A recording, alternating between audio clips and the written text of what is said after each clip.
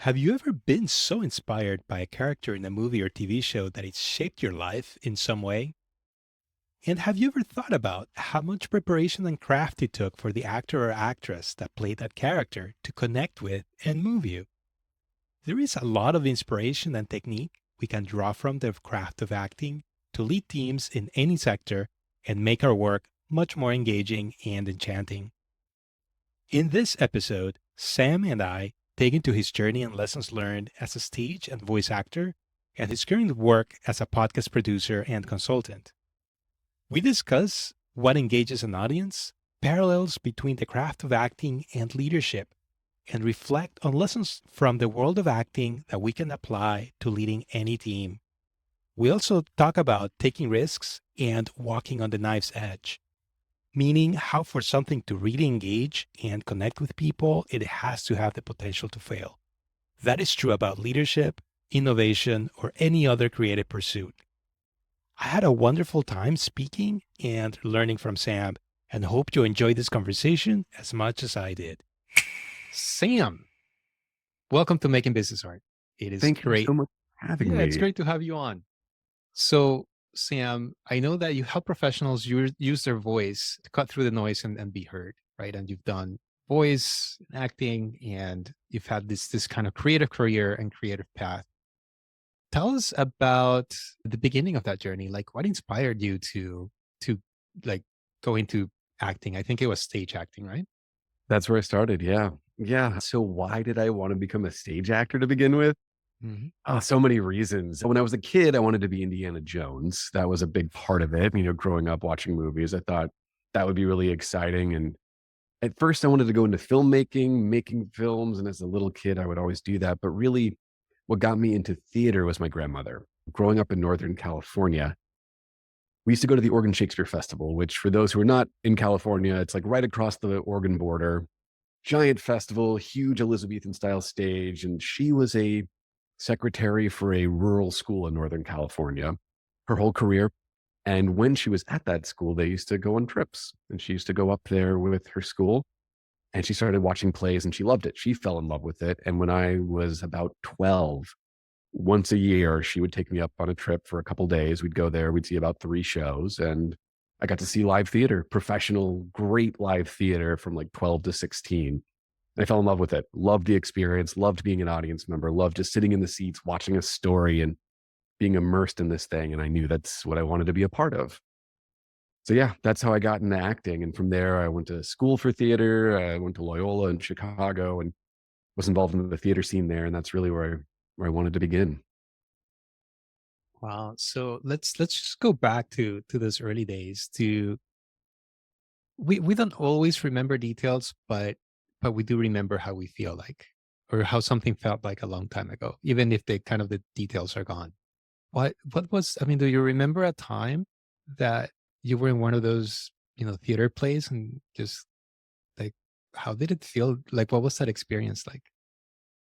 So exciting. It was so immersive. Yeah, I remember a couple things come to mind immediately. There was this one play, this production of A Comedy of Errors. I mean, it was a Shakespeare company, mainly Shakespeare shows. They did a lot of contemporary stuff as well. But the Elizabethan theater, for those who haven't had the opportunity to be in an Elizabethan stage, it's an outdoor experience. It's the globe idea. You're under the stars, so you have this performance that starts before the sun even sets. Sun's up, the beginning of the show, and slowly but surely it just gets darker and darker and darker and darker. I remember this production of A Comedy of Errors. There was this character who was just part of the ensemble who was up in one of the boxes, and the whole stage is really ornate. It's carved out, and he would just sit up there, and he was supposed to be this cartoon salesman like character, and he was just sitting up there bobbling his head, and he had this hat that was literally just moving up and down. And I remember being a kid thinking that was the funniest thing I'd ever seen.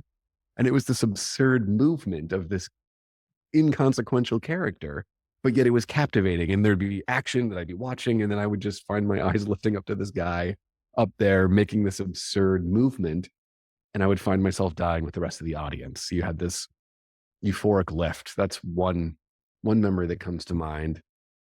A second one, when I was watching Othello, with my grandmother. One of the first times I ever went, they had a pool on stage. They literally built a pool right into the audience. And as you walked into the theater, the actor playing Othello and Desdemona were already on stage. And they were doing this wedding ritual with water very quietly. There were no words. They were just there. And it was captivating. You could just watch people walking into finding their seats and then looking and not really knowing like what to do. And it would just, all of this noise would essentially start from the house and just start disappearing all of a sudden because the movement, this small subtle movement would just draw you in. It was so cool as a kid. I'd never seen anything like that before, and I'd never felt anything like that before.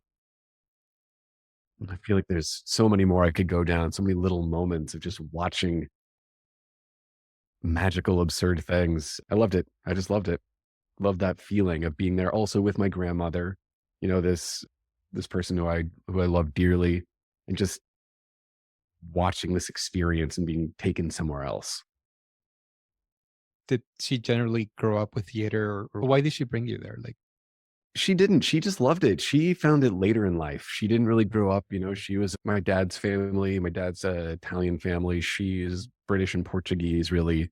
But they grew, working class, rural California, and she worked as a secretary in a school her whole life. And I think it was when she was nearing retirement, they started taking the students on these trips, and she went. I don't know if it was an accident or what the impetus was, but she randomly went on one of these trips and she loved it. She'd never seen anything like it, fell in love with it, and then essentially spent her whole retirement going multiple times a year. She'd probably go 3 or 4 times a year, mainly herself.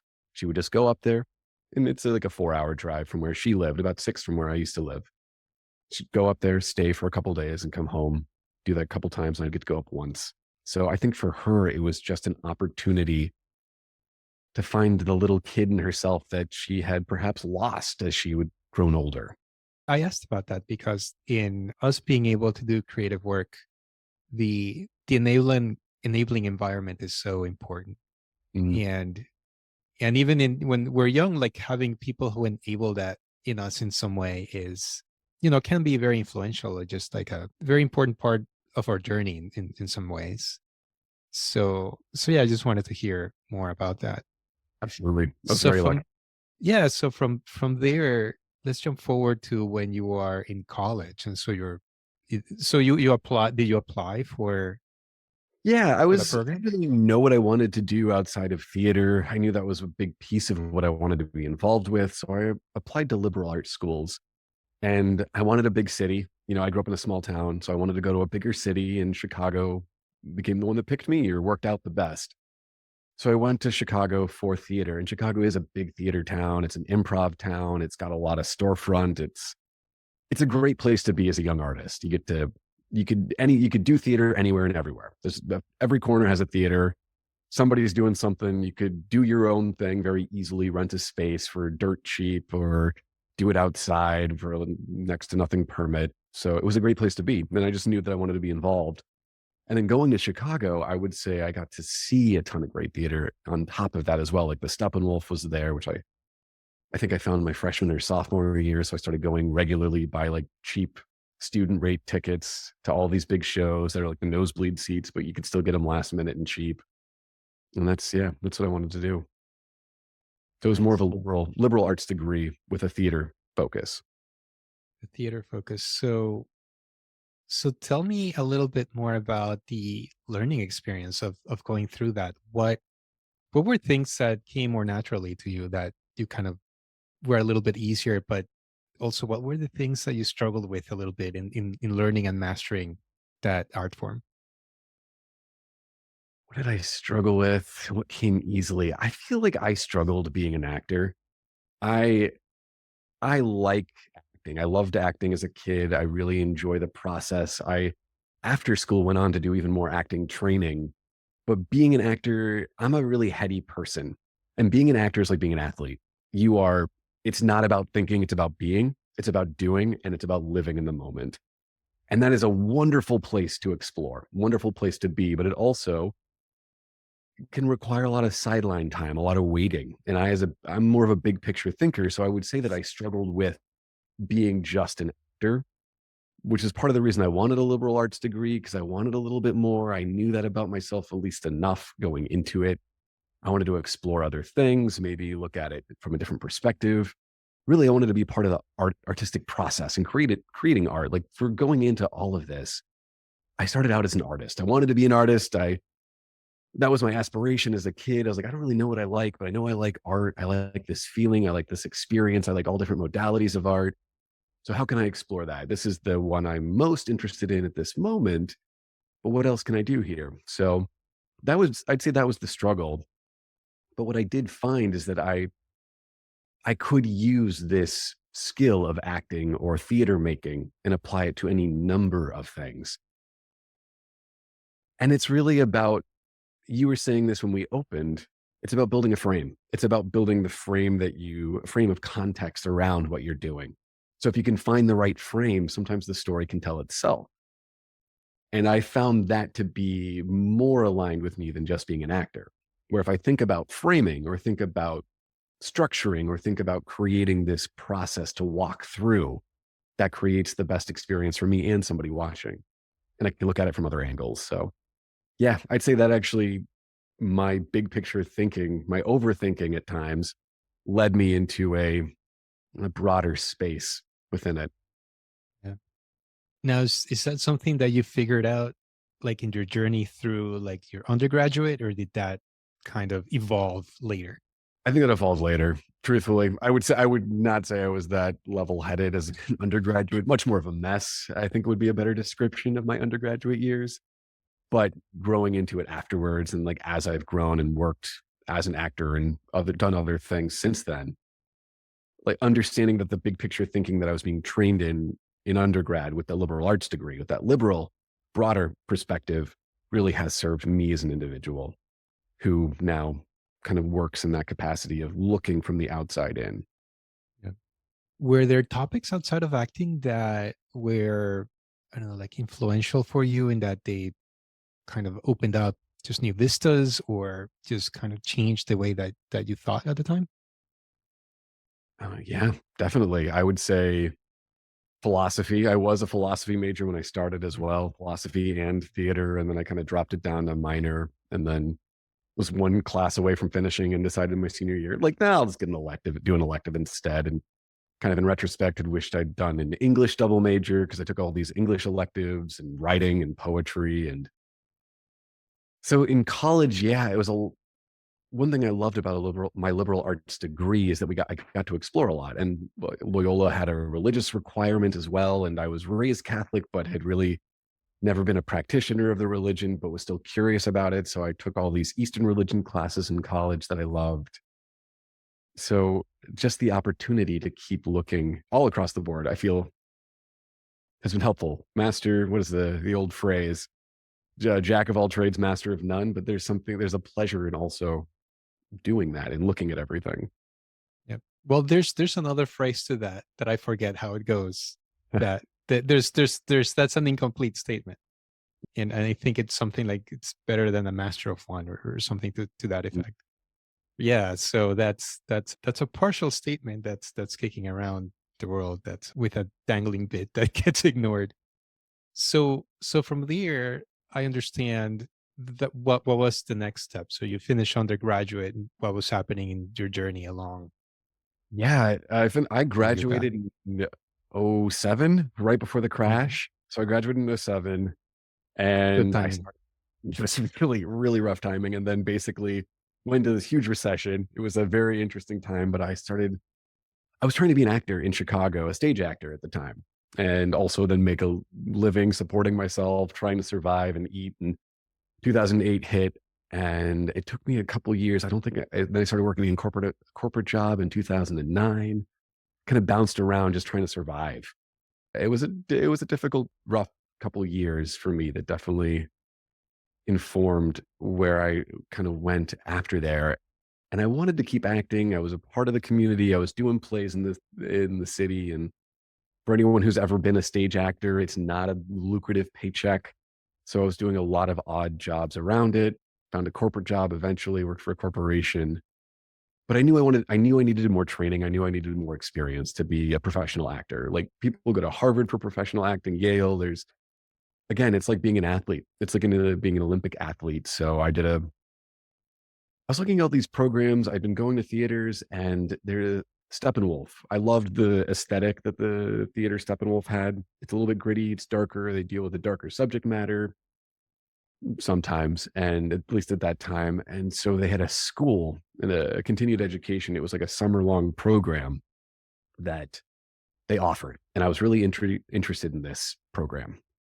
I had been working in my corporate job for about 2 years, doing theater on the side, knowing I needed more experience. Well, I guess I'm kind of getting ahead of myself a little bit, but long story short, I applied to this program. I put all my eggs in this basket. And I even, in my application to this program, I'm like, all right, either I get into this program and do this and leave my corporate job, or I quit my corporate job and just figure out how to make it otherwise. I kind of put this as an ultimatum to this training company that I was applying to, and I didn't get in. Didn't get into the program, and so I was forced myself to leave my corporate job and just figure it out. So within 3 months of applying, not getting into that program, I left my corporate job and I took the money I'd been saving up to go to this training program and jumped into a voiceover class. Friend of mine had recommended it. I was living with a guy who had been doing voiceover on the side to supplement his income. He was like, "It's great. You should take this class." I'm like, "All right, whatever." And I took the class with the money I'd saved for this other bigger training program. And through that class, I got my first voiceover gig and started working in voiceover pretty quickly thereafter. Wow. So let me, I just want to stop for a second, just for Sure. the sake of the audience, the listeners. So obviously, most of us, if you're listening to this recording, we watch TV and movies, or heard stuff on the radio. We consume acting, but can we just take a moment to unpack for a second Sure. what goes into acting? Is it, Gosh. somebody might crassly say like, well, you're just pretending to be somebody else, right? It's Yeah. kind of crass way to put it. Yeah. But really, what goes into that, or at least what goes into great acting, or I think that's kind of like a more solemn way to put it. Like, what goes into really connecting, having acting really connect and move somebody in some way, make them laugh, or make them feel something inside. Can you unpack that for us a little bit? Absolutely. Succinctly, the truth, the why people go to the theater, why do we go watch movies and TV? It's to feel. And we feel when other people feel. So the actor becomes a vessel of feeling so that the audience can experience vicariously through them. And if the actor is feeling, the audience will feel. Now that's an oversimplification. There's a lot of other aspects to it, but after college, the one step that I kind of missed in this story is I jumped into this Meisner training program, and that's just fancy talk for method acting. Did this for a couple of years too. It was probably like 2009. While I was in my corporate job, I was using that to continue my acting education in Chicago. And the whole Meisner method is based on the self. It's based on you. It's about bringing yourself fully to the table. Now, young actors, myself included, a lot of people get into acting for different reasons than what makes it actually tick. I got into acting to express myself, to be bigger than life, to be Indiana Jones, to be something that wasn't necessarily me, to be somebody else. That's part of the joy. You get to play these characters, live these lives, do these things that you don't get to do in real life. But it works best when it's grounded in you. So that was probably the biggest learning curve for me, and something that I now lean into more and more in my life. It's just you to be a really compelling actor. It's about finding the things that make you tick. It's about finding the pieces in your heart, in your mind, in your soul that get you worked up. Like I think about my grandmother in these stories, or the original story I was telling. Like I know she means so much to me. So talking about her as a way that I can relate to this emotion that's in me. Like I just think about my grandmother as a starting point. And then from there, I can build a story on top of it. So it's literally about building a frame, but being an actor, the actors you love, they are living in that moment. They are fully alive in that moment. And they are, yes, living a fiction. It's entirely made up, and they're playing pretend. At the end of the day, this is just playing pretend. And I think that is a worthwhile caveat to always remember because it creates levity. This is just playtime. But if you can ground that playtime in a kernel of truth, something a little bit incredibly real, something that makes Ezekiel tick, that will make you so compelling as an actor. Yeah. What what happens when acting is really not compelling? When we're Oh, like, "Oh God. God, what am You've I seen, seeing? you've seen this. What's happening or not happening in those cases?" In my experience, what's happening is it's the difference of, when you're like going to shop for a mattress or Mm. like a product, you're like going into a store and you have that sales associate who like comes at you and they're like, hey, like they start pushing, you should buy this and you should buy this. And they're trying to like reach you really hard. I feel like that's like bad acting. Bad acting is somebody trying to reach you. They're trying to get to you and we got to make something happen. Look at me is often, no, this is look at me as a double-edged sword. I think there is some value in it. To be an actor, you have to want people to look at you or hear you. You want to be heard. I think that's integral. However, it's a really fine line. It can push somebody away if it's too much about you and not enough about what you're doing. That's the other thing with acting. If it's built on your own personality, it's much more about what you're doing and much less about what you, I don't know what the word is, want to achieve. Objectives are super important. I feel like my acting teachers, I can hear them in the back of my head being like, no, no, objectives are everything. And they are. But bad acting is like hitting somebody over the head with something, making a bad sales pitch. Like I know people who tried it when someone's trying to be funny. We all know this when they're trying to make a joke that doesn't land, it's almost groan worthy because they're trying so hard. And all of a sudden, what happens? Jim Carrey has a great articulation of this. I'll go with that. Have you ever seen he has a little doc about making Man on the Moon? I think it's called like Into the Oh, I Great saw that. Beyond. Yeah, I think it was on Netflix. I saw that a few years Yeah. back. Yeah. Yeah, exactly. It was on Netflix. And he had this thing about when he discovered being good at comedy, he would go to sleep at night and he would just like pray to himself, like, what do I need to do? What do I need to do? What do I need to do? And then what do people want? And he realized they want assurance. They want confidence. They want to be taken care of. And a bad actor is essentially taking that and putting it on the audience to take care of them. A great actor is taking care of the audience every step of the way and carrying them. Wow. We'll come back to that because there's so many metaphors and parallels about leadership and business there. That's Yeah. amazing. And I ask that. I like to ask these type of questions because in my own journey, I've over time I just opened my eyes to like how much we can learn from seeing or experiencing really terrible things, like terrible Yeah. quality, just as much or sometimes more sometimes than watching something really great. So yeah, thank you for unpacking that. That's really Great really question. My thought pleasure. provoking. All right. So let's just kind of jump back to your taking this voiceover training. So then what happens there? Yeah. So again, I didn't get into that program I really wanted to. I had my heart set on, and I remember in the letter being like, if I don't get into this program, some terrible line in retrospect. I wish I could pull it up and quote it to be because I'm sure it was really naive and I don't know, pretentious, my younger self. If I don't get into this program, I'm just going to go make my way in the world as an actor, and I will pull myself up somehow. And of course, they honored it. I have no idea why. I don't know what the logic was, but I didn't get in, and I took that money, went to this voice acting class that was very rudimentary. It was kind of the basics of here's the microphone, here are the headphones, here's what you can do, here's what you can expect. Very a general class. It was like a 6-week class. I think we met once a week or something there like that. And the guy who was teaching it was a producer. And so after the class one day, he asked me to audition. He gives me some copy. We record the audition in the booth where we'd been taking the whole class in his studio in downtown Chicago. And a couple weeks later, he's like, "Hey, you got the gig. My client liked your voice. Let's do this." So I did my first gig right as the class was ending. I got very lucky and then started booking really quickly. I made a demo shortly thereafter. At the time that I was doing this, 2010, you really needed a demo as a voice actor to show that what you could do. And so I went. met with another producer. We made this really fancy demo. Through that producer, I then booked another gig and just started working pretty quickly. Really, it kind of just was luck, right place, right time. I was meeting the right people. I had a skill set that really translated to it very well, and then started working pretty quickly. And then started teaching it. Actually, that was the next big step within it after I started Mhm. working as a voice actor. I was like, why didn't I learn any of this in undergrad? Why didn't anyone teach me any of these things?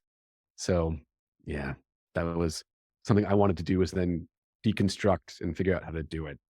Because the thing is too, I truthfully, truthfully, I got lucky. I, yes, had some skill, yes, had some, was in the right place in the right time and had some knowledge around the idea of what I was doing, but I didn't really know why I was doing a good job at it.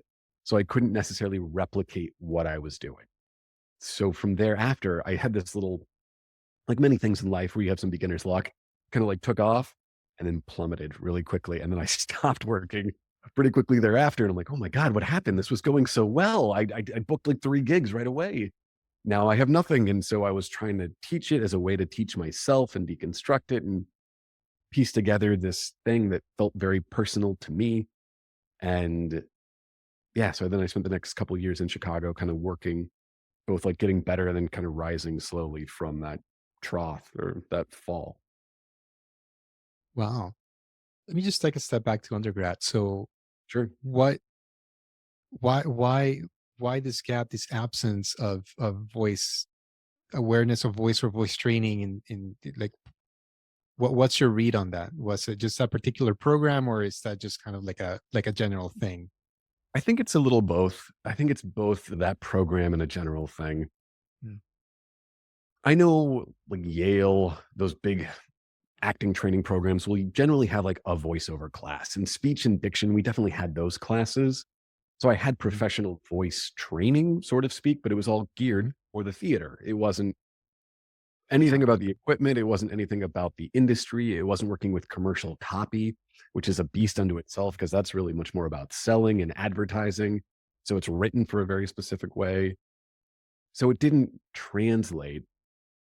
And yeah, so I'm not entirely sure. I think it's part of the program, but also with a liberal arts education, the gift and the curse of it is that you get this broad overview, and sometimes the curse is that you don't get nearly enough depth in any one area to be an expert at a skill. So this was not a skill that was necessarily offered, even if I had some training in it. Wow. Interesting. So it was just like just a lens, a series of lens or lenses that are kind of found elsewhere on another shelf, but Yeah, not there. yeah. Interesting. So when you started to rise back up in your voice work, what do you I mean, other than luck and hey, we all have lucky breaks, right? And that's Yeah. that's kind of part of success. If somebody doesn't own up to that, I think there's that maybe flags a little bit of lack of self-awareness.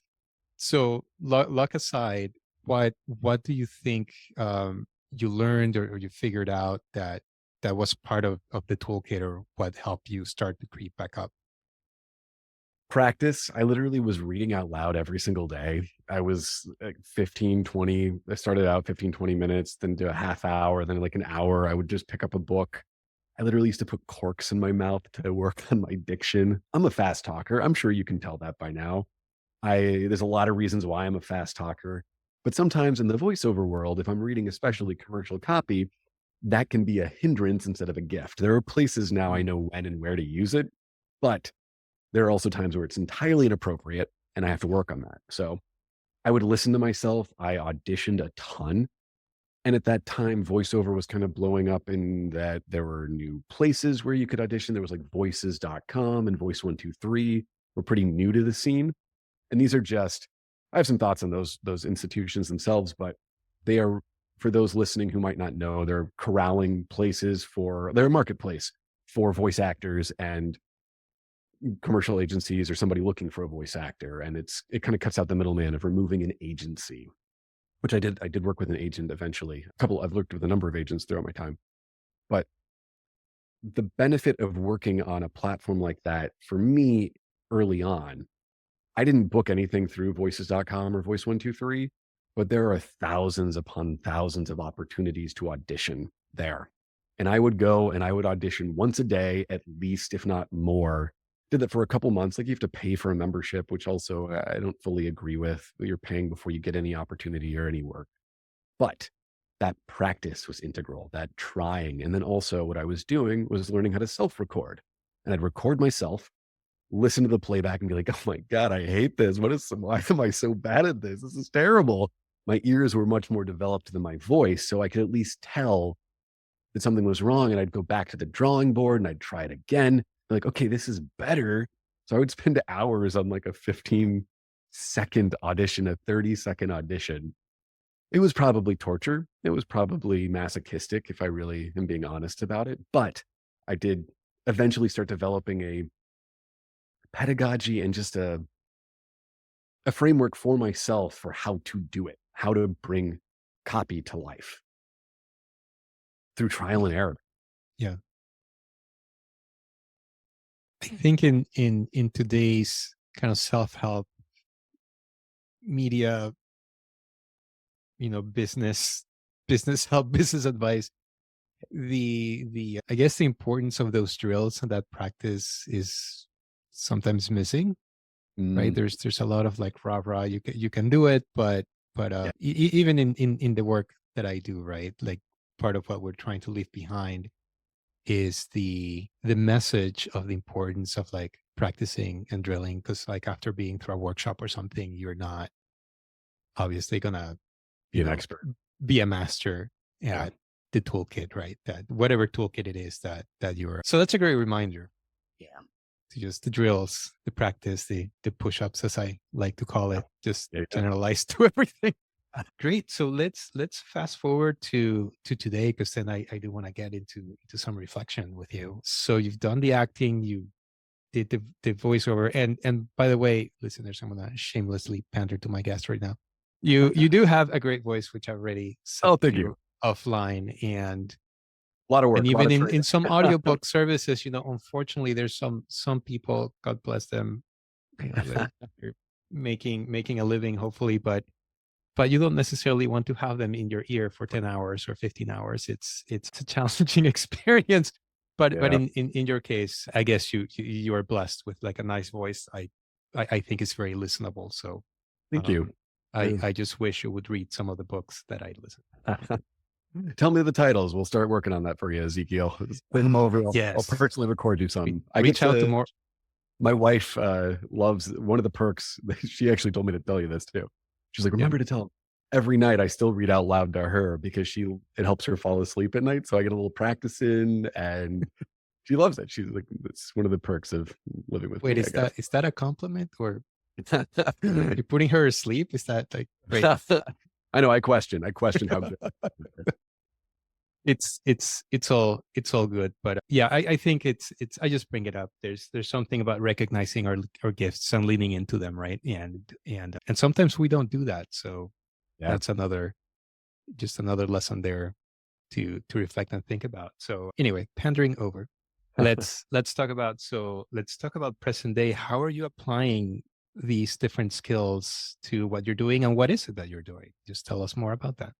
Yeah, so fast track from Chicago, I went to LA. Had an agent in LA doing voice acting and really did not enjoy it long term. It's a lot. There's a lot of noise, and commercial copy is a great skill, but it's not the most fulfilling thing in the world. Too. From there, I left LA, and in leaving LA, I really had no idea what I was going to do. I actually met my wife. That's a whole nother story in that journey. We moved to New York. She's from New York. I was in the city for a hot minute. We're up a little bit north of the city, along the Hudson, the capital region. And circumstantially, I met this guy in this bar who was a writer. He's a published writer. He had 3 novels published. He had a fourth manuscript that he was sitting on. We became friends. Before I knew any of this. And then one day we have this conversation. He's like, "I have this manuscript. I love this story. It's my favorite one, but my agent doesn't like it. Doesn't want to push it forward, but it's my favorite." I'm like, "What? What's going on? That's weird. That's strange." So he shows it to me. I look at it. I like it, and we just start talking and we decide to take his book back. So he pulls it from his agency. He tells his agent he doesn't want him to shop it around. He's going to produce it himself. And the two of us produced it together. I voice acted it. But we decided to release it as a podcast, just as an experiment. And this is, I think, 2015 we did this. We just released the show and built a small audience. And from there, we built a big of we had enough of a following and the show was doing well enough that we turned around and went to Audible and they bought it. They've now reproduced it, but they purchased our show. So that got me into podcasting. I'm like, well, this is a wonderful medium. I, as a consumer, love listening to podcasts. I've been listening since 2008 or whenever they started getting popular. Fresh Air, This American Life, all the big hitters at that time. Always consuming it, never really jumping into it, but that was my first attempt. And now today, that leads me to more of what I'm doing. From there, I've been producing shows for other people in a number of different capacities. In that experience, I voiced it. I was the actor and the producer and the editor and the engineer. From there, I started working on a business show in the business category, was managing a team of people. So I was less audio engineering, less hands-on, but more strategy, more overseeing where we were going. And now I produce a number of shows, some in the business category, one's a true crime show with my wife, actually, and consult for podcasts, large and small. Yeah. Well, I mean, it is a very popular medium It is today. I mean, I listen to podcasts. I have a handful. I wish I had time to listen to some other stuff because there's so much interesting stuff out there, but there's so many hours in the day, right? hard. Um, but something I remember that we spoke about some time back, right, was what makes the well, it's kind of like what makes a podcast effective or compelling, right? So it's going back to the same flavor of question about the acting. What makes it compelling? And I remember we were, just to kind of frame the question a little bit, give it a little bit more structure. We were talking about when people get on a podcast just to sell, just to Yep. So, there's not a whole lot of art or thought about the message, right? Or the delivery versus something that really touches and moves people. So in business practice, like what do you encounter? And can you tell us about the bad and the good and what can we learn from each? yeah, podcasting is a great medium. It is a wonderfully powerful medium and also at this moment in time a very popular and almost oversaturated medium, which makes it challenging. Why it's so powerful? Podcasting is powerful because it's super personal. It's people talking. It's somebody in your ear. They're literally in your head, especially just audio only. I know there's video podcasting as well, or video like vlogcasting, and that's only getting bigger and bigger. And video is such a powerful medium unto itself. But podcasting is super personal, which is why so many people use it. It's a great way to teach. It's a great way to entertain, and it's a great way to get your message across. I would say listeners, from a listener perspective, most people come to podcasts for the companionship. They come for the host and the guest and the whole experience because it's like you're hanging out with your friends, hanging out with your buddies. That really, really is a huge allure. And I think a lot of people forget that. Marketers, podcasts are also marketing channels, just like any social media. They're a great way to promote products, services, things that you do. I think that is a truth and not necessarily a bad thing about them. The challenge with podcasting, often people get lost in the power of that personal connection and the ability to sell, and they lean into the sale. And I feel at this day and age, people are oversaturated with selling and they're tired of being sold. People like having problems solved, but they don't want to be sold anything because a sale, again, it's that same thing with acting that we were talking about before. It's if you feel something and you can draw the audience in and solve something and make them a part of it and carry them with you, that's a better position to be in than trying to reach out and like, hey, get this thing, buy this thing, have this, you'll love that. Like this is you need to do this. It's off-putting. It's because it's less about the listener and it's all about serving the speaker. And it works best when the speaker is serving the listener. So that I'd say framing wise is super, super important. And people get lost in that all the time. They get lost in the purpose of the show. They get lost on who their audience is. They get lost on trying to sell too much with it too fast. And it's such a delicate thing. If you really remember, the most important part about the podcast is the personal connection. Yeah. Hold on to that thread more than anything else. Yeah. Tell me about, is there a favorite podcast, like something that personifies that for you? Oh, wow. Startup season 1, I think is a triumph. I don't did you listen to it? Are you familiar with it? I don't recall. I may have startups. Who's the It host was or the organization behind Gimlet. it? Gimlet was the original one. Okay. It's essentially it's a meta show. It is Alex Bloomberg creating Gimlet, which becomes Gimlet, which is one of the top which is a Spotify company now. Mm. I think that's one of the reasons I'm definitely into podcasting. I was in LA, living in LA when that show was coming out, and I was driving. I was in LA. You spend so much time in your car, and I was listening to this driving places, and I just remember it was like a boxing match. I was rooting for Alex. Was he going to make it? Was he going to succeed? Was he going to fail? I didn't know what was going to happen. When he'd have successes, I'll be like, yes. When he'd fail, I feel like, oh God, buddy, no, that's awful. You can't do that. It was such an emotional ride, and it was all about him creating a business, the business that would become a podcasting business that would then eventually get acquired by Spotify. But it's a triumph. It is a triumph in storytelling. It's a triumph in effectiveness. I feel like I knew him. I felt like I was right there with him. It was like watching an epic movie. And as an audience member, I was so invested. Triumph, I think that's a wonderful example. Other good examples of shows. I mean, that's more narrative, truthfully. Other great shows out there. For the longest time, I listened to Tim Ferriss. I think Tim Ferriss is a master at the medium. He understands how to walk the line of selling and nurturing perfectly. Tim Ferriss is always selling. He's always selling, but it doesn't feel that way. And that's why his content is so good. Tim doesn't throw out the content to make a sale. The content is the content that then makes a sale. So let me put this another way. Amazon Prime doesn't make movies about shoes.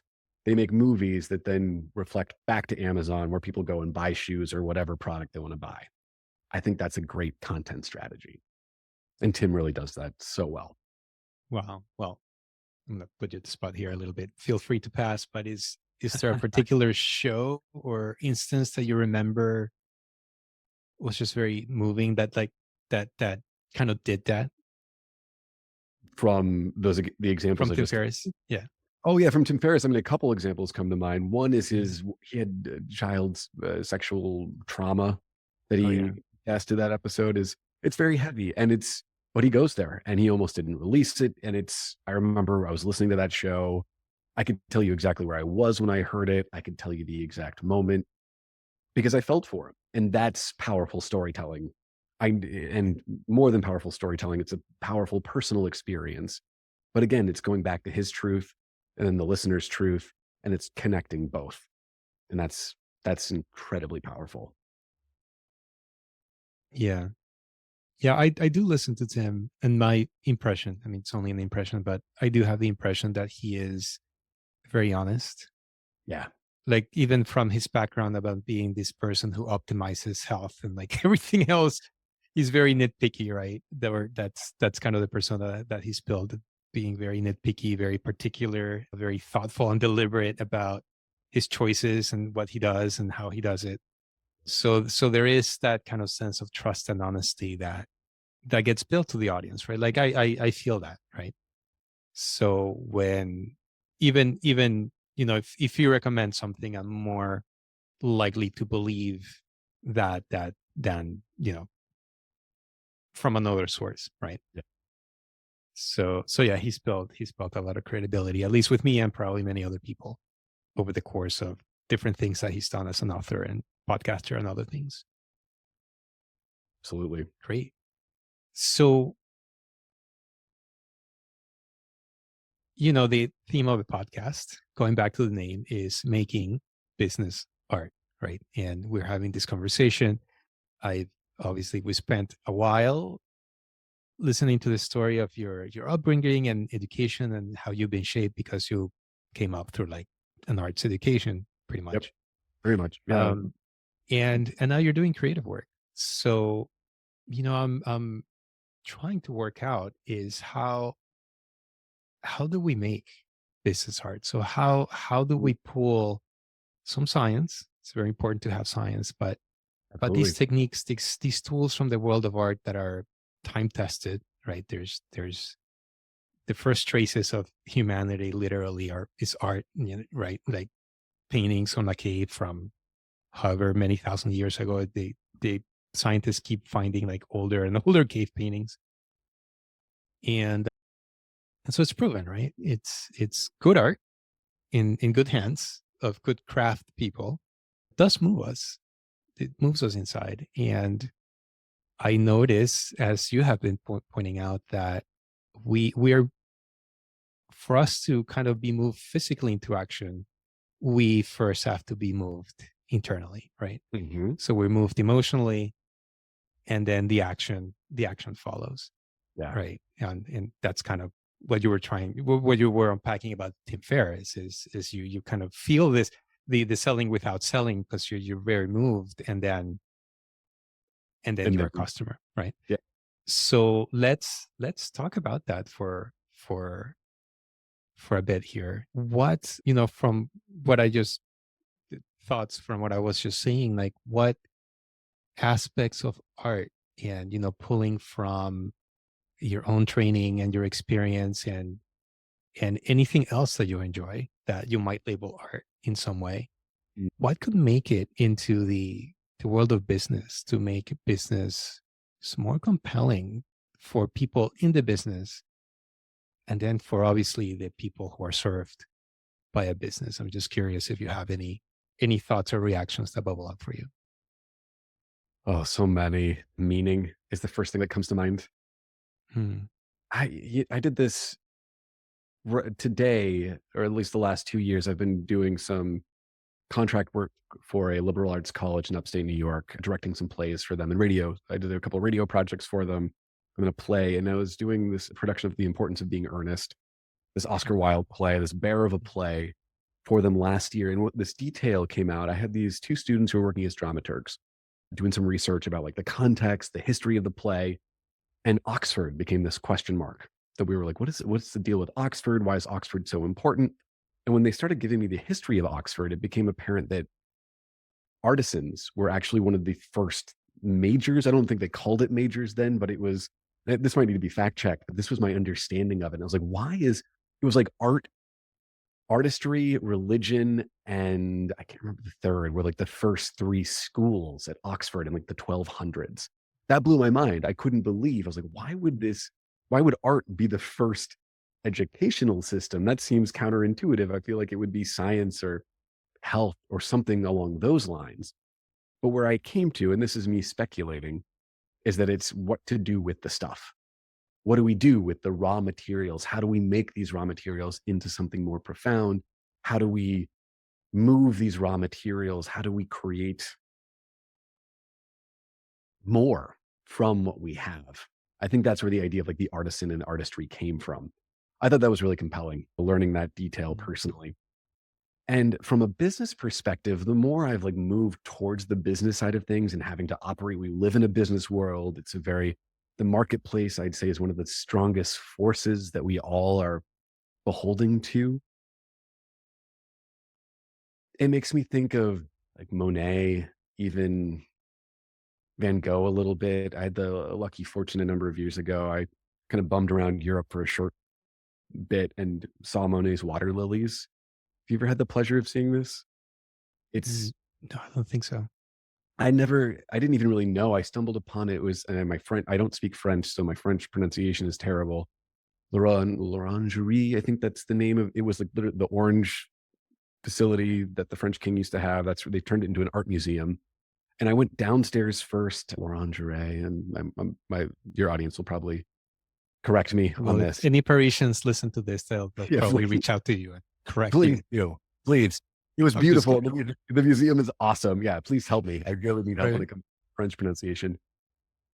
But there was just impressionist paintings in the underground, and then I went upstairs and I walked into this giant room. I had no idea, and it was just this oval, literally curved, this oval room, and it was 2 curved paintings of the water lilies, and it felt like you were walking onto a pond.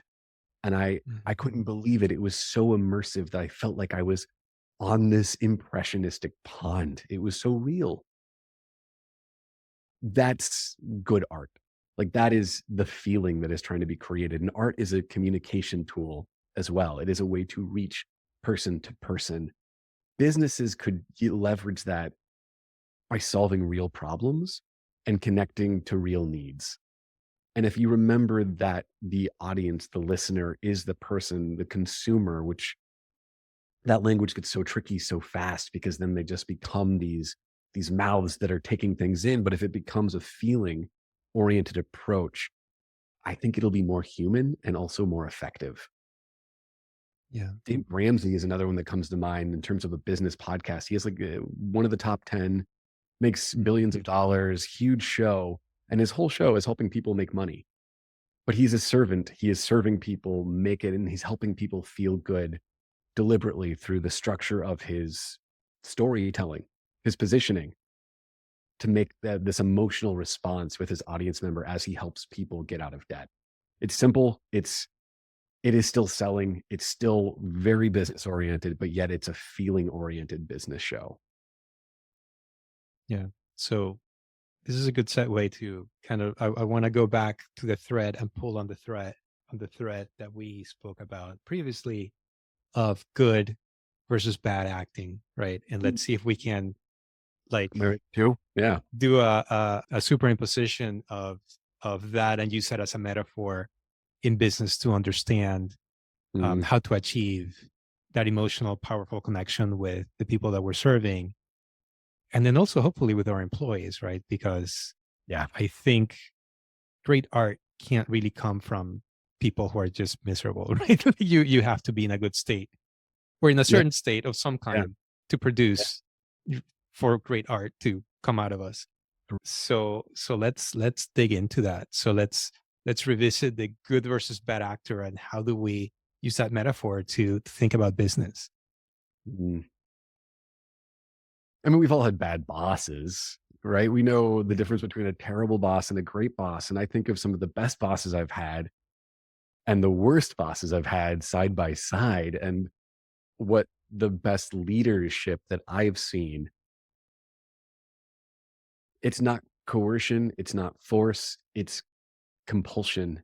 It's again creating that frame and entryway where they're inviting me on a mission to help them solve something that's so important that also is about what I want as well. Like it ties my desires to their needs and that pulls me forward versus somebody who is either inactive, inattentive, doesn't care, and just yells at you or what have just the gamut of bad leadership that I've seen. It's so unhuman and so sterile. It's Yeah. so removed. So if you take acting is a wonderful tool because it's about taking what's personal and making it universal. And you do that through framing. You take your personal truth, you could build a story on top of that truth, you can create an action from that personal truth, and you can then inspire others through your own action to take action with you. Yeah. That to me is great leadership because again, they're pulling and carrying you with. Whereas a bad leader coming at you, like aggressive parent being like, don't do this, or look at me, I'm great. I feel like the egocentric leader is also challenging as well. Like egoism Mhm. goes a long way. I think we all need a little healthy dose of it. It's not that the ego is bad, but it's it needs to be in proportion for it to be effective. So if the leader is doing it and clearly doing it and doing it from a place that feels to the either subordinate or listener that the leader is doing it for themselves, it will not work. I agree. There's something, I mean, yeah, something that's bubbling up in my memory is when you see like these manufactured kind of pop bands or certain type of actors who are you can tell that that part of what's really important in the moment that you're watching them is that they look good, like it's looking good. Yeah. It's about that, Yeah. and that just really, yeah, that kind of kills it. Even tying that to, I was just recently revisiting the series Comedians in Cars Getting Oh, yeah. Coffee, and it was Jerry Seinfeld speaking with, oh gosh, another male comedian. I want to go back and just kind of note like episode time just to use it as a reference. But Great idea. something that they were, and I love to watch artists talk shop, by the way, because I often get like golden nuggets out of those conversations. And they were talking about, so like writing comedy, right? Writing comedy, and but then they made a point, and I don't remember if it was Jerry or I think it may have been Jerry made the point, and then they talked about it just for like 30 seconds, and then they moved on. And the point was that if you're making the comedy important, right? Mm. If and listeners, I'm using air quotes. If you're making it important, or you're putting this importance on it, then you kill the art. Like it's that it's Yeah. just it's no good, right? It's trash. Mhm. And I think because I'm working on this making business art project, that just really popped out at me. I was like, oh, right. That's so true. Like it clicked. And Yeah. it's about what you're saying is looking good, or putting this importance on self instead of other. Yeah. Mm, It starts with the personal, but it's really outwardly focused. In the method, in the Meisner technique, the messiest stuff, like, for something to succeed, it mm. has to have the potential to fail. It has to be there to live on the knife's edge. That's the gold. But How do you that do business? That's a hard ask, but though. that's Business like kryptonite like, in the business world, right? it Like is. that's terrifying. Yeah, it is. That's the hardest thing for the business world because there's a huge risk in looking ugly and looking bad and it doing it wrong and failing because it comes with a huge cost, generally speaking, as it does with art. But art, I don't know. There's a because you're not doing it to be manufactured in Mm, quantity. I know like Dustin Hoffman, or I've heard about, I think Dustin Hoffman does this. I might be misquoting it or misattributing, would do different, every take that he would do would try to be like something entirely different. So that way he'd give the director more opportunities or the editor more options when they put the piece together. So it was less about continuity and more about, okay, well, I tried that. Let me try this time.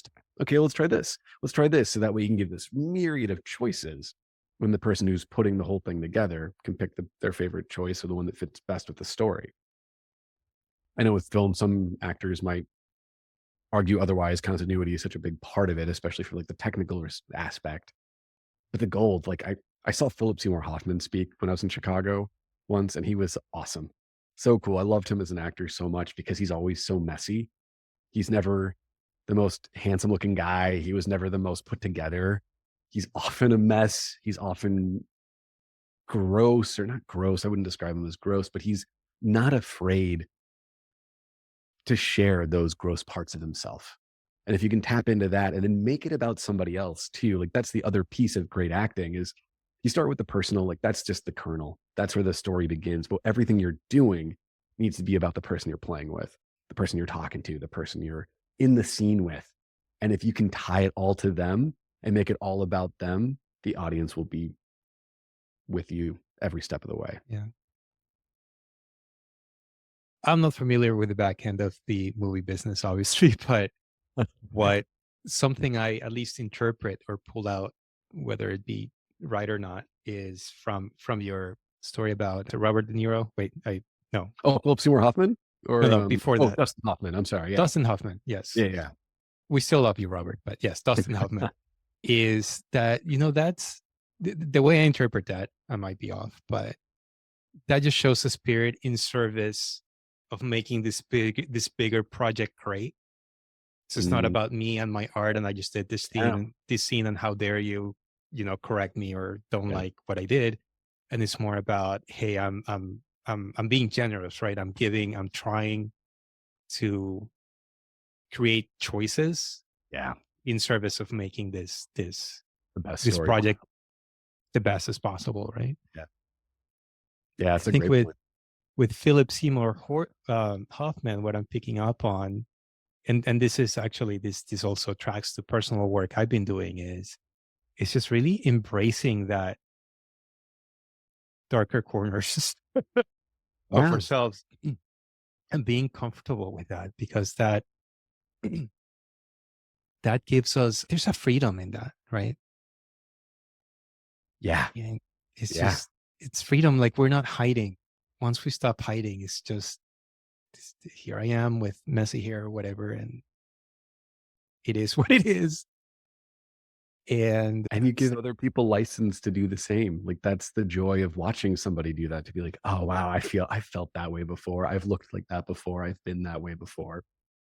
yeah, absolutely. You know, I was mentioning this before we started recording, but I watched this interview with Rick Rubin that was just released a few days ago. By the way, that's Lex Friedman podcast. Shout out to Lex. Love that guy. He had this great conversation, and then I kind of went into this Rick Rubin rabbit hole because I think he's just really interesting character. Yeah, really is. And I found some little video again in YouTube. Just a gold mine of goodness if that's how you use it. And you know, Rick Rubin now he's obviously he's of mature age, and he has this like if you're not familiar with Rick Rubin, look him up. He was one of the first producer that worked with Beastie Boys. He's like legendary music producer. If you're not familiar with him, he's older now, but he has this long kind of white wizard like beard and like this crazy hair, and like his hair like just sticks just straight out the sides of his head and the top of his head, and he walks around barefoot on a t-shirt with like a hole in it, and he just produces a lot of great art, right? Or he facilitates the process for great art to be created by talented artists. I Mhm. think that's probably a more accurate way to put it. And in this one video, there's this artist. I think it may have been a hip hop artist, and it's just a short little clip. And he's telling Rick Rubin like, "Hey, I thought I was free, but you're really fucking free." Like the guy, because the guy is just He's Rick out. Rubin's just like zened out, right? Is Yeah, just he's the like best. he just accepts the present moment with everything in. And that's a great feeling, Yeah. right? And a lot of us hide Yeah. behind trying to look good or some other things. And I Polish. think those are the things that kind of create bad bosses, right? Absolutely. I like to think that bad bosses is just, you know, people in pain who are Yeah. trying to achieve something, but they get in their own way in many ways, Yeah. right? They And don't it's know very how. common. It's very Yeah. common. We all been there, or we are there, or we will be there. So it's Do it at some point. Yeah. no judgment, but I think Yeah. as somebody being supervised by somebody who's in that kind of pain, who might be labeled like quote unquote a bad boss, it Yeah. is. It's not a great experience. I think most of us have been there. And they might not have the self-awareness to know what they're doing. And yeah, and it comes with time or training or experience and to learn not to be that way. Like I think Yeah.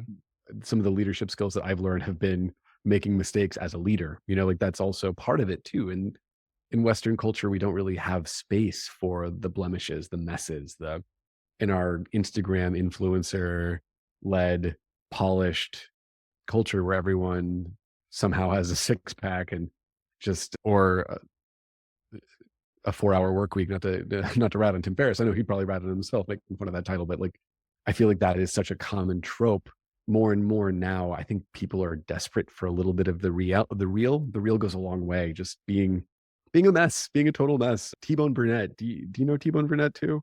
He's another music guy, did like films like I think Oh Brother Where Art Thou? Just reminds me of the I Rick Rubin stuff. just the name rings a bell, but it's not somebody Yeah, that's no, not too he's much, no. a similar world as Rick Rubin, but he won a couple Oscars for just soundtracks and had his whole saying was, how do you know when you have like the right song or when the song is good? And his whole take was, I just show up and listen really hard until I do know. I just keep listening. And he just keeps giving that space to find it until he hears it. He's like, that's good. You just know. And I think that's allowing the bad to be with the good, where in the West, that's a hard ask. So Yeah. offering up, people are hungry for it. Yeah. Let's go back to the metaphor that you were bringing up about the great art happening like at the edge of the knife, or if it Yeah. was something like that. Yeah. Let's see more about that, and let's talk about failure. Let's spend a Mm, little bit of time of failure, because love it. it's necessary for Yeah. really great stuff to come through. Let's talk about it. So what is that edge, and like what happens when you fall off? Like, how do you process Mm. failure in the way that you were trained, right? In the arts, like how do you get up and do it again? Like how does that happen? Like how do you all think about that? Great thing about being an actor is it comes with a lot of rejection. Like, it's a numbers game. You audition all the Mhm. time and you don't hear anything. You don't book things. You keep swinging, you swing, you swing, you swing, you swing, you swing. And sometimes you don't hit at all for a long period of time. Then sometimes you crush and you hit a bunch right in a row, and then you go to a dry period again, and it can be devastating. So you learn how to experience failure a lot more than I think other professions, perhaps. That's a wonderful gift. But even in the Meisner, the method training, one thing that was great about that is that you just show up and try stuff. And the idea what in method training, it's essentially about bringing yourself to a script. So acting, a lot of people think of there's the script. So there's a great YouTube video with Ian McKellen. I think it's from I can't remember what it's from, but he's talking about how do I know what to say? People tell me. How do I know where to stand? People tell me that too. Like, that being an actor is like it's all written for you. It's all staged for you. And yes, that's true. But in method training, you approach it from a different perspective. You start with yourself and you work up to the script. So you spend the first year of training never even touching scripts, never even touching lines.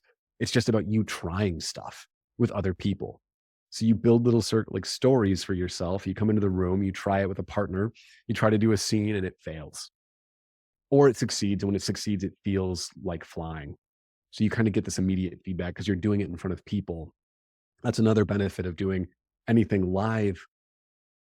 You get that immediate feedback. You can feel the audience too. That's the thing. You start learning what that feels like, and you can feel what failure feels like and how to correct course as fast as possible. That's a gift. I might have lost the question.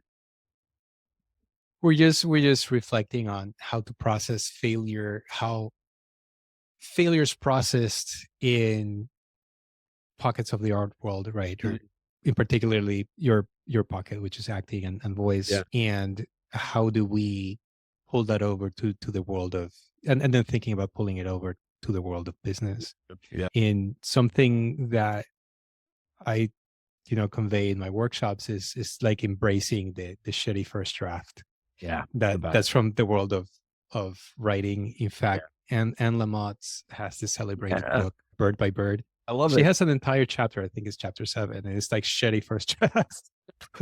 And Mhm. it's like it's just necessary. It's like that first, and that leads to a second better Mhm. draft, and a third better draft, and then maybe a fourth good draft, and then like a sixth or seventh great draft. Yeah. I But suck. I suck. Suck. Yeah. Well, but this is you good. can't leapfrog. Like you have to go through the Yeah. The steps. process. It's really hard for business people Mm, to embrace that. They yeah. don't. The irony is though that there is, um, for as much talk and belief that there's around the efficiency of business and how efficient it is, et cetera, et cetera. There's so much waste in business. There's just so much waste. Projects go south. There's a lot of money that needs to be employed to like clean something up. Mm, There's a lot of say, a lot of waste. So there's this idea of, let's just leapfrog to the right solution that's going to come out perfect the first time. yeah. It's like you're going to pay the price either way, so might as well embrace the artist's way, let's just call it that way, rather than this fiction that some genius is just going to, something's going to come out of them in 5 minutes perfect, and it's the Yeah. right solution. Yeah. It's I when I was in college, I had an acting teacher give me the advice to dress for the part. And I took this Mm, advice, like, when you audition, dress for the part. Great. Like, mhm. dress to stand out. And I'm like, okay, okay, I can do that. I can dress for the part. Yeah, absolutely. So I went to this Halloween store and I bought this like bright gold shirt. It was like metallic, like it felt awful to wear. It was uncomfortable. I brought this bike. I'm like, yeah, I'm gonna go in there and I'm gonna audition and this is gonna be awesome. I remember it was like for one of my school's musicals or some show. And I get there, I'm wearing my gold shirt. I'm feeling awesome. I'm taking that advice. I'm doing it. I walked out on stage and the head of the program was directing the show and she was in the audience with a couple students. And I heard people just start laughing. And it just dawns on me. I'm like, oh, okay, that's not like necessarily good. And I get Mhm. out there and I start doing my thing. And my teacher is just like, Sam, your shirt is loud. It's very loud.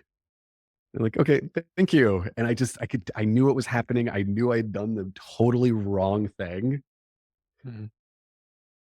And I did. I don't remember if I even got anything from that audition or what have you, but I walked off stage feeling completely embarrassed.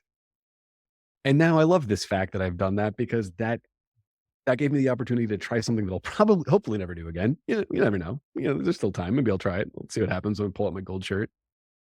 But having that opportunity to fail, you really need that. You don't now I have that lesson in my back pocket at all times.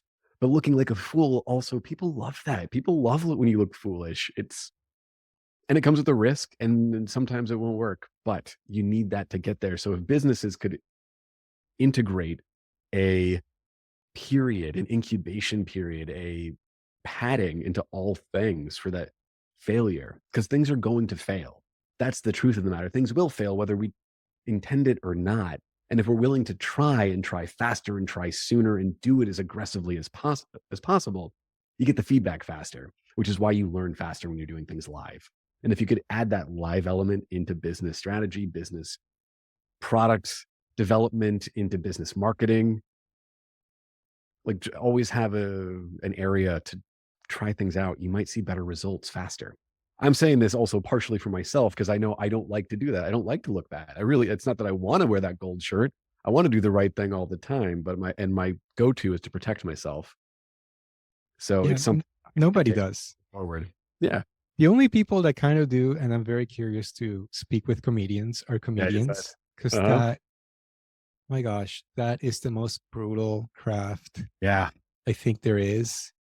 Because not only is a comedian going to like an open mic and just bombing, right, with a shitty first draft or some joke, Yep.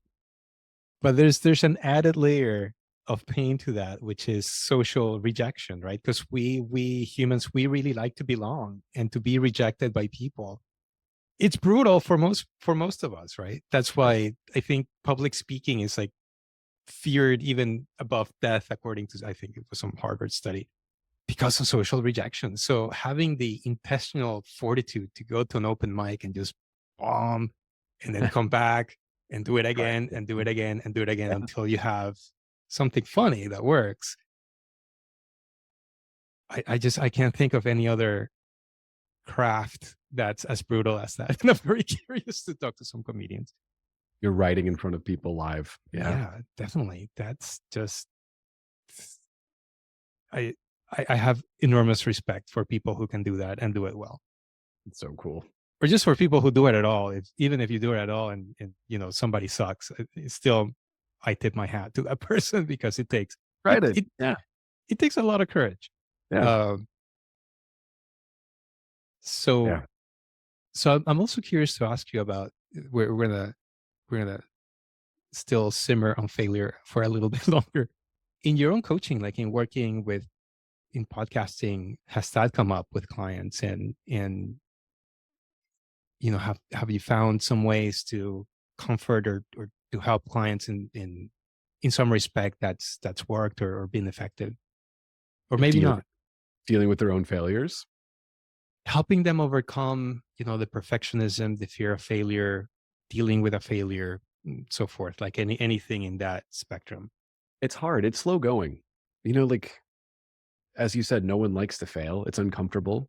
It's painful. And some of the challenges that I face working with other clients and people when I'm producing shows for them, a lot of what I've done in the last few years is being an audio editor and editing shows. And like I can, it's a painful job editing. I'm good at it. It's not necessarily something I love, but I understand why it's necessary because again, if I think about the audience, I know what to remove and what to keep. But working with people, the more I listen to them, the more I can kind of get a sense of where they're struggling and what they're missing. And there really isn't anything that I can say that will ultimately just correct that for them. They have to experience it themselves. Like I can give them course corrects, but then they have to put that into practice to get better at it. Again, I'm a fast talker. I know this about myself. I still do it. It's conditioning. Like your voice, the thing I like about voice work too is that your voice is part history and part technique. It's part personal and part staged. Like it's both. And if you can balance both, like I can teach somebody the staged elements, but really the gold is the personal. That really is the secret sauce if you can communicate it in a compelling way. And when I work with people and I'm listening to them and I can clean them up in post production to the best of my ability, but sometimes somebody fries vocally because they're afraid, they're scared. And the whole time they're talking, it's like, it's kind of back here and it just sounds, they're a little nervous. And like, you can't, I can give them that feedback, but really it has to be Mm. conditioned with, okay, so this is what I'm hearing. And here's a better way to approach it. Like, think about opening up your voice more. And we could kind of walk through those things. So it's challenging because it takes time. And with podcasts too, when I've worked with people who are brand new, starting out with a show that they've never launched before, one of the challenges that comes up is growth right away, or even putting themselves out there, or even the content, or the creator will hate their own content because we all hate our own voices because we hear ourselves differently than the rest of the world hears us. Whatever the reason, it becomes a personal, it's like a universal problem that has a personal fix. And that personal fix makes it again even more challenging because it's up to that individual to start figuring out what is in their own personal way that is preventing them from using their voice fully. Sure. Well, as you know, it's taken a while to get to this recording. Yeah. And for me, it's part of what was getting in the way. It's hiding, it's scary to be vulnerable and put yourself out there, which again, hat tip to all artists who do Yeah. that because it does take courage. And inevitably there's people who may like you, but there's definitely people who will hate on you. Yeah. Yeah. And just like being okay with that. And it's really uncomfortable. So Yeah. for sure, So you know, I think is just trying to just have compassion for everybody, right? Everybody's just struggling, trying to get by, and then that's where there's people like you, and even in my own work, just trying to provide a container and some support for people to make great stuff. yeah. And compassion for yourself included. I think that's super important. Like I Sure. don't think it gets easier. That's the hard truth of the matter. Like I'm Mhm. still guilty of hiding regularly. I produce podcasts for other people and I've gone back and forth about my own show and I've done shows with people and I've done my own show, but me putting my own voice out there with my own content week after week after week for years, I've never done that for myself. And I know that that is me hiding. I know that that's Mhm. through and through because it's me putting myself on the line. And putting Yeah. yourself on the line is the opportunity to fail, but it's also the opportunity to succeed. And that the better we can get at both, going out on the wire, being on the knife's edge, even when we fall off and getting back up, because I imagine you've fallen off a few times in your life. It's Oh never as yes. bad when you fall. I mean, sometimes it can be really devastating, but Yes. It's not yeah, no, fun, but but yeah, that's life. yeah. And the better we get at Yeah, that, the more opportunities can come our way. absolutely. And to double down on your point about that it never gets easier, I've been just blown away in the past few years when I've heard interviews with different like old rockers at this point, like rock and roll people Yeah. or actors even who have been around 20, 30, 40 years, and they'll say that they still freak out before going on stage, and they get nervous and they get sweaty and like sweaty palms and butterflies in their stomach and they want to vomit. Yeah. And this is coming. I don't remember specific names, but they're like super accomplished, like globally known people, right? Mhm. Like there's no doubt they have Grammys, they have all the recognition, like all the things, money, etc. Tons of fans, but it's still hard. 40 years right Sure. into doing their craft is still super hard. And that somehow is comforting, right? Like, well, if it's hard for them, then like, it's okay. It's okay if it's hard for me or Absolutely. for the next regular person. Absolutely, and I would even Yeah. add to that as well, it gets harder. You have a Grammy, you have an Oscar, stepping back out on stage and you bombing feels so much worse because there's more on the line, like, "They can't know I'm a fraud, they gave me an award for this. They can't Yeah. know that Yeah. I'm a human being." Absolutely. Absolutely. So that's failure. And I think failure is like so much of it. So much of It's the stuff. it's the stuff that leads to success. Yeah. Unfortunately, it's like you have to go through that.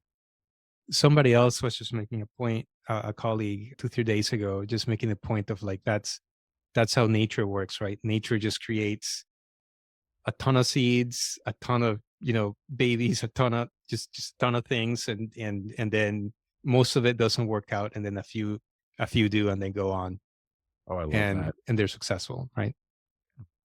Oh, that's beautiful. That's a great endorsement. Like, you have to get Yeah, through a lot of bad to get to one good. yeah, absolutely. So we spoke about failure. Then let's just touch on other aspects of creating a really good container for great art, again, air quotes, listeners, to come through in the business sense, right? Really great ideas, like a great design for a great service or a great product. What do you see? What's your perspective? Like what's your take on creating that great environment, that container for really great things to happen? Mm, I think it's a combo of a couple things. One is that space for failure that we've just talked about. But two, I'd also think it's structure. I'm a big believer in structure. I Mm, believe that creating the right structure and the right environment for the structure to grow is super important. And part of that, I could go back to my voiceover days, right? Like, I got lucky to begin with, and then I got really bad. And I'm like, well, shit, how do I do this? I got to figure this out. And then I started giving myself the space to like build the muscles, learning and getting that you need the feedback loop as a third as well. So I'd say the opportunity for failure, the creation side of it, the structure to allow development, and then the feedback for the development to learn faster if developments are working or are counterproductive. I think those mhm. are super, super integral. When I work on shows with students that I've had the luxury and the wonderful opportunity to do in the last couple of years, one thing that's great about students is how open they are. One thing, young students, like college level students, is how excited they are, how mm, excited. I think that's probably the best word. But what's also challenging is the lack of structure that they have or the lack of training. So it's kind of this combination of both. What I find myself doing in those environments is mapping out not only like what needs to get done, but also the training pieces that they don't have to help them get there and try to pepper those into the process. So it's this like oscillation. And I really think about the whole thing in those terms of like, okay, here's the end goal. Here's what we're building to. And here's working backwards from that goal. And here's we need A, B, and C to get there. But if they don't have X, Y, and Z, the skills that are parts of A, B, and C, how can I pepper that in along the way so that we're getting that and it's developing alongside of it? Because everything takes time so that everything can kind of start growing slowly together. And then three, on top of that, how can we all learn in the process to see what's working, what's not working? I think a lot of people in the art world as well, I actually see this a lot in the art world, especially in the storefront community when I was in Chicago and like storefront theater. Artists won't, the joy of art is the creation side of things. You can fail and never know that you failed. You could do a terrible show and never care. There's a lot of ego in art, just like there is in business. Ego is a human quality. It doesn't transcend or just it's not siloed into one area So and true. doesn't exist in another. that's where the feedback becomes so important. You need the ability to know what's working from somebody else's perspective. Is this resonating with your audience? So the best, yeah, I would say those three things: creation, structure, and feedback. Structure is the discipline, and then the structure will change based on the feedback. The structure needs to change based on the feedback, but having those two are so important because it's so easy to neglect the feedback. And if you neglect the feedback, you're neglecting your audience. And again, we're back to the beginning where you're just pushing them away. You're not carrying them along. Yeah, that's great. It's definitely stuff to think about. Yeah. So when you hear the name of this project, making business art, Hmm. what comes up for you? I love it. I love the idea of combining both. As someone who's moved more into the business world from the art world, I'm a structure person. I do. I like the metrics. I like the feedback. I like how Mhm. business is generally oriented that way. But what is tricky about the business world is it gets very clinical and it removes the humanity so fast. And people forget that what they are doing is actually interfacing with human beings, even if that's through a product. And by blending the two, because I also have seen, like, I left the art world for the same reasons that I'm now wanting a little bit more of that in the business world, Mm. because it's really easy to neglect the truth, the metrics, the science, as you put it at the beginning, in the art world, because it's all about feeling. It's all about just how this feels. But at the end of the day, it's still a service for an audience, whether that's a painting in a gallery or a movie that's made or a podcast episode or a piece of theater. It's all for somebody else at the end of the day. And to neglect that other person, whether that's neglected through feeling your own feelings, which happens in the art world, or through the metrics in the business world, is to forget the whole point. And it's really easy to do in both places. So balancing both is integral. Absolutely. Uh, Well, thank you for sharing that because that is, I think, hopefully implicit in this container of making business art of balancing the tension, right? Navigating that tension between the urgency of business, right? Because it's practical, it's applied, Yep. it's now, it's you need cash coming in, right? It's to have oxygen to pay people. Where that intention with the art world, where time is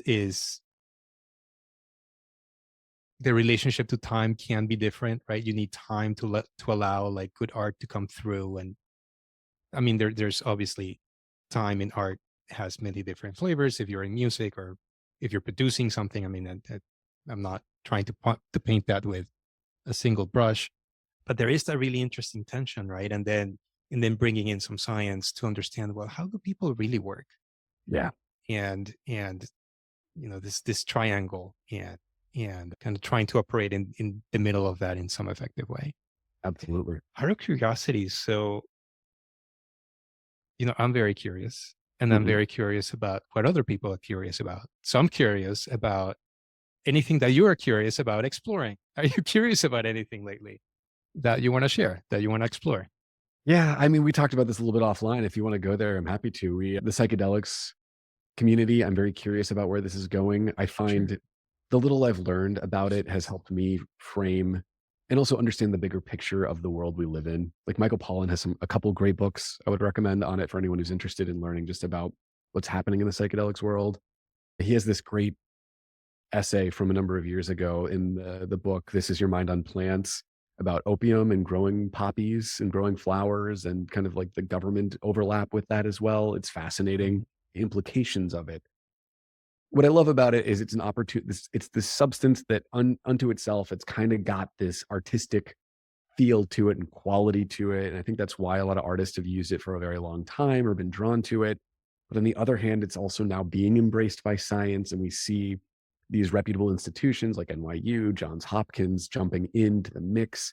They're all starting to see the validity in how this substance that can open your mind, which is a very artistic, expressive idea, can also serve vets, and it can work on things like PTSD and deal with trauma and family trauma. And then the greater context of why this is not just moving forward very easily is also a wonderful look at how global politics work. It's just in something so small, like a mushroom that grows naturally, we can have a whole history of how human beings interface with each other. I think that's wildly fascinating. And the implications of that for mental health, I think, are profound. And I'm really very excited for where that goes. Yeah, for sure. And just to fill in a little bit more information for the listener who might not be familiar with this. Sure. So the studies that you mentioned are around using this as a therapy for mental health, be it Yes. PTSD Yep. or depression, or sometimes some other Anxiety. Yeah. forms, some other disorders. And then there's Disorder. some data that's very compelling that it can be very helpful for some conditions, right? For some Yes. people. Yes. Yeah, funny enough, it touches on that research and the therapeutic use of these psychedelic substances. It touches on almost everything else that we talked about Yeah. in accepting ourselves, in overcoming like hiding and all these other more shadow aspects of ourselves, and Yeah. just kind of being more accepting and being more free. And in being more free, we can express more beautiful things into the world, be it Absolutely. on the more artistic side of things, or also on the side of business. So And speaking of the shadow aspect, that's something I've gotten more interested into mm, more recently is Carl Jung. yeah. Just hearing that language, I find it fascinating because I feel like that is a piece and maybe why I was drawn to theater all along. It's a place where you embrace all of it. And on it's in a way it kind of glorifies sometimes the dark side because it's the part that's like shoved away, pushed down, socially unacceptable. But humans are really complex. And to pretend that we are what we see on Instagram is just as dangerous as these like dark forces that we're trying to keep at bay, in my opinion. So I feel like it's a good this psychedelic renaissance right now is a integration of all Mm, things. It's a much more holistic way of seeing the world, and I find that compelling. yeah, for sure. Are you by chance familiar with the psychologist Scott Barry Kaufman? No, I'm not. No, he has a podcast called the Psychology Podcast. I'll check it out. very I very love it. creative name there. Yeah. Love you, Scott. But I'll send you a link. He's I think he labels himself a humanist psychologist, so he's a very big fan of Maslow and went back and Mm, did a ton of scholarship on Maslow, like found his notes, read like literally anything that Maslow wrote by hand, speeches, everything. And I think the last book he published was called Transcend. And I think now he's trying or he's working on building some kind of like coaching program or certification, mm, because he discovered in Maslow's notes that famously the hierarchy of needs kind of ends in self-actualization, but then Maslow was developing or thinking about beyond that there's this transcendence, but then he died of heart attack, so he sure. didn't finish or not finish, but he didn't get Yeah. to publish that work and Yeah. make it public. Mm, At least that's what I understand. So Scott's a great guy. I'm gonna I'm, I'd I'm love gonna send you some links. I'd love to hear It's that. something that might also tickle your brain based on what you were sharing. Yeah. Great. Well, I think we come to the end of the podcast, and now it's time to do our lightning round of questions, which go from silly to profound. So are you ready? So ready. I Now can't now wait. you have to be super honest, okay? Okay. I'll be fast All too. right. Thoughts. Here's the first one. Let's see how this one lands. Feel free to pass if it's too silly. But and this comes from another friend of mine. He suggested I ask this. Can you describe your closet and what state is it in?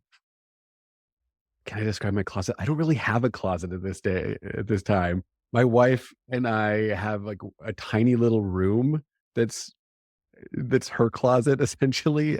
It's her like tiny room, and I have like a shelf in there because I like to be a simple person. I'm Yeah. not really a big clothes person. I just want if I had just yeah, I would just I love to have it as simple as possible. I have like 3 shirts on hangers on her line. That's my closet. So your closet is a shelf. It's My it's it's closet all good. is my shelf, yeah. All good. All good. All right. Next one. Good. Last piece of media that you loved. Can be a book, a movie, podcast, anything? Oh, man. I hate to admit it, I've been watching a lot of TV shows recently and shows that I have loved of late. Succession on HBO, Mm, absolute killer show. I think it's one of the best in the last 10 years. And just right now, my wife and I have gone back to rewatch Better Call Saul as this new mhm. season is coming out for those Bad fans out there. I think Better Call Saul is better than Breaking Bad, and I love Bob Odenkirk. It's a wonderful show. I love both of those, Succession and Better Call Saul. Awesome. Yeah. Let's see. What is something that inspires you? Mm, being outside, being outdoors, sun, planting, I can't believe I'm about to say this. My dad and my family, big outdoor people. My dad's a big gardener. As a kid, I always hated it. Thought it was boring. Oh, I hate doing this stuff. It's chores. I got to pull weeds. Ugh, ugh. And now my wife and I are like building this epic garden, and I'm excited to do that. And even just the simple inspiration and pleasure of walking my dogs every single day. We have a Mm, pond not far from our house. It's a reset. I do it every day, midday. mhm. It's good for them, but admittedly, it's really good for It me. really is the simple things, the simple joys. Yeah. A lot to be said for that. What's a song that you must play during a road trip? Like you Mm, have to play this song. something by David Bowie, Okay. probably Life on Mars. Okay. Awesome. And finally, what do you want to see more of in the world? Understanding, Mhm, context. For me, I love context because I don't feel like we can understand anything on the surface. I think it's all about everything around the thing as just as much as it is about the thing itself. And I see so many comments and things on social media, and I just feel like people are missing the point and missing the it's just so everything is so complex. And to have like be in one camp or the other camp or one side or the other side neglects the greater context that we're all in. And I wish there would be more understanding around the context of how things are. That would be my hope because I feel like context and understanding. Yeah, I'm repeating myself, but understanding very much. Yeah. yeah. Thank you for sharing that. That's beautiful. So then That's in closing, what do you have going on that you want to share with the world and where can people find you? well, I thank you for that. I guess the best place to have people find me is my website, which is www.samuelbuti.com, SAMUELBUTI. My last name is Booty. It's That would be the best place to find me, or Twitter. I think I'm at Samuel Booty as well, or LinkedIn are probably the 3 places I use the most. Right now, I'm actually in the midst of a rebrand for the shows that I've been working on and the productions I do. I have been primarily doing production work for companies, and I'm moving more into consulting. I'm about to launch a little 5-part series in the near future on Mm, podcasting for businesses, business to business, or podcasting for marketers, people who are explicitly looking for it in the business world. Again, that'll be all be up on my website in the very near future. So hopefully by the time this goes live, I can have some breadcrumbs leading to that trail. It's about to happen. great. And of course, people can find you on LinkedIn as well. Yes, absolutely. And it's Samuel Booty as well, my full name. When I write it, I was always trained as a young boy to write my full name. Even though I go by Sam, I always write out Samuel. Still a habit that I keep to this day. It's so good. Ugh, Sam, it's been wonderful to have you equally. on. Great conversation. Really loved it. Let's see if we have you back. We can chat some more. I love that. Thank you so much for Yeah. having me. Ezekiel, great work. Thanks for Thank you. having me. This has been an absolute blast. Thank you, Sam. Bless you. Have a great one. Cheers.